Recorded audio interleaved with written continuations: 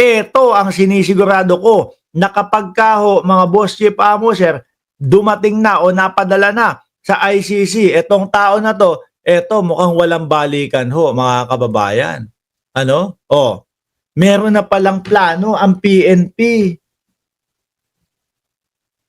Meron ng plano ang PNP, mga kababayan, kung sakali na lumabas ang warrant of arrest ni Batorni. Sabi ni Jcas, make my day. Oh. Tore! PNP has plans if ICC issue arrest order for De La Rosa. PNP has plans if ICC issues arrest order for De La Rosa. Tingin ko ho yung mga pinupuntahan ni Bato De La Rosa, nasusubaybayan na po ng PNP, mga kababayan. Yan ang nakikita ko dyan. Yung mga bundok-bundok na pinupuntahan niya, baka nasusundan na din ho siya dyan, mga boss chief amo sir. Ano? Tingin ko kung sakali na totoo yung sinasabing lalabas ang kanyang warrant of arrest sa Setyembre o Oktubre, mga boss chief amo sir, madali na lang din pong mahuhuli ito. Except kung magtatago o itatago ni Cheese si Bato de la Rosa doon po sa loob ng Senado. Pero hanggang kailan ho? Ilang araw, ilang buwan na pwede siya doon. Di ba? Malamang yung mga DDS mag-iiyakan na naman. Mag-iiyakan na naman po. Tapos sasabihin na naman ho ng mga DDS, mga kababayan, naku, yan ka na naman, Mark Ramos eh. Ano? Lagi mong balita ICC, ICC. Lagi mong sinasabi may ICC na, may ICC, pero wala naman. Di ba yan din yung sinabi nyo kay dating Pangulong Duterte? Walang ICC. Guni-guni ko lang yung ICC. Pero nabigla kayo nung Marso 11. Biglang inaresto. Biglang nag-iyakan kayo. Tapos ang sabi sa inyo ni Harry Roque, magsilabas kayo ng bahay ninyo. Pumunta kayo sa EDSA. Na sinagot naman po ni NBI Director Jaime Santiago, anong kabaklaan niyang pinagsasasabi ni Roque? Ay, sorry. Hindi, kabalbalan. Sorry, yung kabaklaan po kasi at kabalbalan medyo magkatunog, mga kababayan.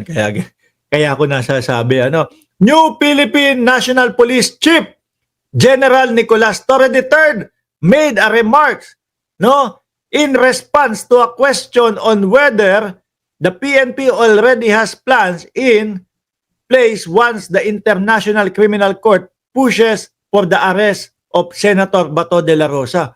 Naku po, baka maghanda yan ng 5,000 kapulisan ho. Bakit? Kasi si Bato may mga sinasabi, hindi siya papayag na magpahuli eh. Ang nakakaano nga ho dito, ang nakakalungkot, naririnig pa natin na halos hawig doon sa mga sinasabi niya, manlalaban. Kidnap na naman ang ipagsisigawan ng mga DDS kapag dinakip na si Batorni. Hanggang ganun lang naman Kaya yung kidnap nila, nakakaapekto yan doon sa sa nire-request nilang interim release kay dating Pangulong Duterte. Sinasabi ho siguro sa kanila, ayaw nyo nga respetuhin yung aming desisyon sa inyong ama, tapos interim release. Sinasabi nyo nga, kidnap ang ginawa namin, tapos interim release. Paano kung sakali napayagan namin yan at dumating na yan sa ibang bansa at bigla nyo na lang kaming baliwalain, tapos yung bansa na yon nakausap nyo na, biglang humiwalay sa ICC, di alagwa na si Digong. Wala na, panibagong hulihan na naman sa amin. Di ba? Kaya nakikita ko imposible na mapayagan po yung interim release, dahil isa na nga din po sa nakikita kong reason, mga kababayan, dahil po mukhang walang pumapayag na bansa na sasalo kay dating Pangulong Duterte. Wag nang interim release. Bakit? Mukhang papunta na din dyan si Bato de la Rosa mukhang may malaking plano na si PNP chief, sa pag-aresto kay Bato de la Rosa, mga kababayan. Malaman nyo, no? Magpapatay na naman po ng cellphone. Si Bato, 24 hours, sabi ni Bayot Tamayo, sana manlaban para ma-apply sa kanya yung tukhang. Hindi! Nagtataka ako ha, ang daming mamamayang Pilipino ang nagre-request na manlaban si Bato de la Rosa. O kayo nga dyan sa comment section, no? Ano sa tingin ninyo? I-comment nyo ha, ano sa tingin ninyo ang magiging reaksyon ni Bato de la Rosa kung sakali o sakaling etong warrant of arrest ng ICC ho, mga kababayan, ay ise-serve na sa kanya. Press 1. Press 1 ho, kung manlalaban si Bato de la Rosa. Press 2, mga kababayan, kung susuko ng maayos, sasama lang, kagaya nung kay dating Pangulong Duterte. Press 3, magtatago doon sa bundok na pinagtaguan niya. Press 1, kung manlalaban.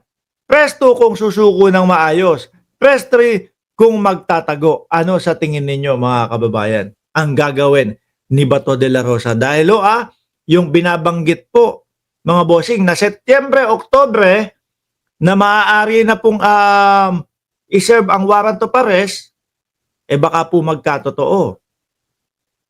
Di ba? Number 3, ang dami, magtatago. Hindi kasi ginawa na ni Bato de la Rosa, no? Yung magtago at magpatay ng cellphone. Basahin pa natin to. Kung tingin ko yan, yan, mga bossing. Hahandaan po ng 3,000 mga kapulisan o 3,000 hanggang 5,000 kapulisan para kay Bato de la Rosa. Yung kay dating Pangulong Duterte, ilang pulis ho yun? Umabot ho yata ng 2,000. No? Nag-post pa si Mocha Uso noon, ang sabi, pauwi na. No? Pauwi na, pabalik na ng Pilipinas ang dating Pangulong Duterte. Hindi siya magtatago o hindi siya tatakbo. Ganun daw. Ayun, hindi nga tumakbo, mga bossing. Nasa ICC naman ang bagsak. Sabi ni Ma'am Neng Gigi, exciting yan kapag inaresto si Bato at Bungo. Nako po. Madami na naman ho tayong views nun, mga kababayan. Sasabihin ng iba, ay wala pala tong si Mark Ramos, for the views pala to. Puro views lang pala ang nasa isip ni Bato de la Rosa dito. Wag na ho tayo mag-YouTube, wag na ho tayo mag-live kung wala naman din manonood sa atin. Di ba? Real talk lang.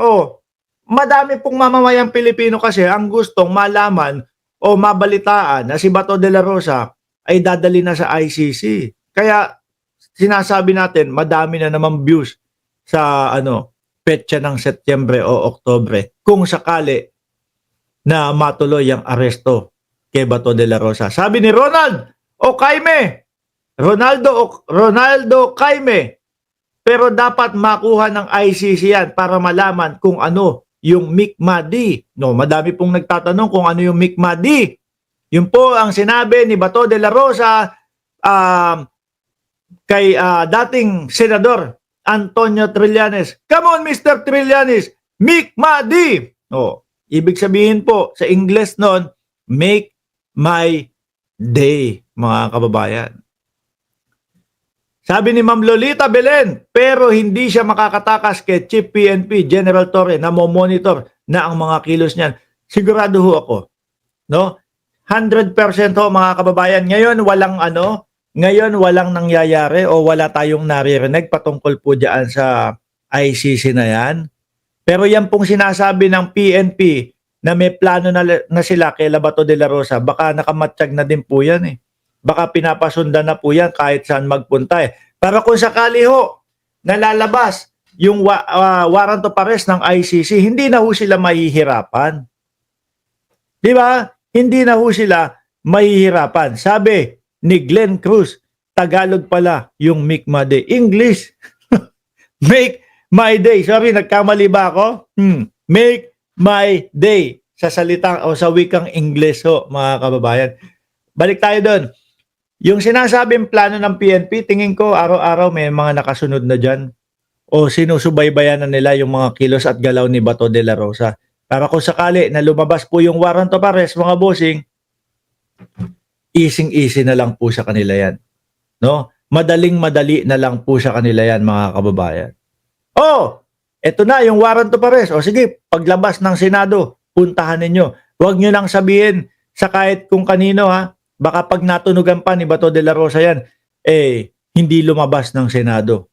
O, magtago doon sa loob ng Senado kasi hindi pwede siyang arestuhin sa loob ng Senado. Anyway, mga boss, si Pamo sir, hanggang dyan muna. No? Mamayang umaga, alas 10 ng umaga, nakalive po tayo, mga boss, si Pamo sir. Hayaan nyo muna akong magtrabaho sa araw na ito. Muli po, maraming salamat and God bless po sa ating